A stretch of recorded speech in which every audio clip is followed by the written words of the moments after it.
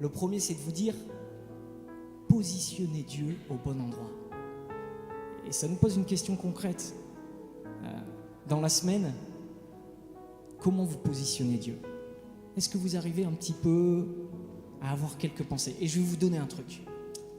Comment Dieu peut prendre position dans vos relations?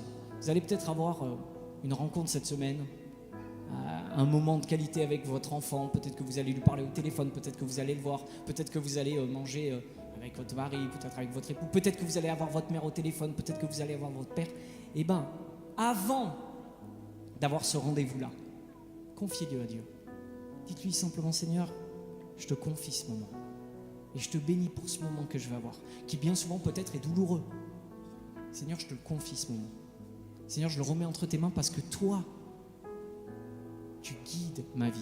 Toi, tu guides mes relations. Je ne veux pas vivre à partir de ces blessures et de mon passé. Je veux vivre à partir de la foi, de l'espérance que tu as mis dans mon cœur, de la lumière que tu as mis dans mon cœur. Et vous voyez que d'un coup, beaucoup de choses changent parce qu'on ne vit plus à partir des circonstances, mais on vit à partir de l'appel de Dieu. Mettez-moi au bon endroit.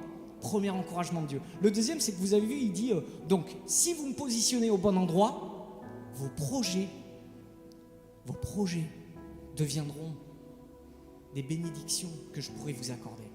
C'est-à-dire que vos projets, avant de commencer de les construire, avant de les entamer, remettez-les aux pieds du Seigneur. Peut-être que vous allez changer d'emploi, peut-être que vous êtes en train de changer d'emploi, peut-être que vous cherchez un emploi actuellement, peut-être que vous êtes en train de racheter une entreprise, peut-être que vous avez plein de projets dans le cœur.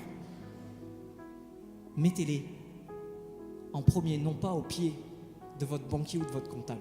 C'est une très bonne idée de le faire. Ce sont sûrement des bons conseillers, mais il y en a un meilleur. Dieu. Dieu s'intéresse à vos projets. Dieu s'intéresse à vos rêves. Et son encouragement, c'est de vous dire, viens déposer à mes pieds tes projets. Peut-être que vous avez un projet dans le cœur. Remettez-le aux pieds du Seigneur en lui disant, Seigneur, je te le confie. Voilà, je cherche un emploi actuellement. Actuellement, ça se passe mal dans mon travail. Je le remets entre tes mains. Et vous voyez que Dieu, en fait, cet encouragement, c'est de vous dire, mais en fait, tout de toi m'intéresse. Tout de toi m'intéresse. Et vous savez, vu qu'on est des Français, on vit un truc absolument terrible, c'est que nous cherchons la perfection. Et nous aimerions présenter une vie parfaite à Dieu. Dieu n'attend pas votre vie parfaite. Dieu attend votre vie telle qu'elle est actuellement.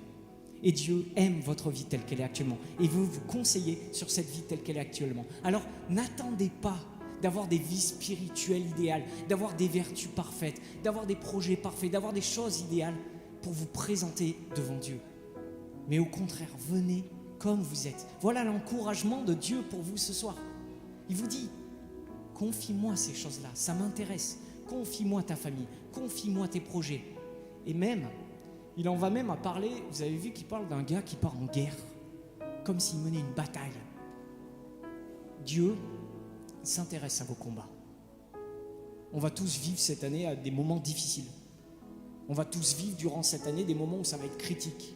Que ce soit dans nos familles peut-être, que ce soit dans nos couples, que ce soit dans notre travail, que ce soit financièrement. On va tous vivre à un moment donné des vraies batailles, où vous avez la sensation d'être quasiment de partir en guerre. Parce que le stress, parce que l'angoisse, depuis des semaines qui durent, j'ai pas besoin de vous le présenter, vous le savez, vous allez mener des batailles. Et notre vie, bien souvent, se résume à ça. Dieu vous dit, mais ça aussi, ça m'intéresse. Viens m'en parler.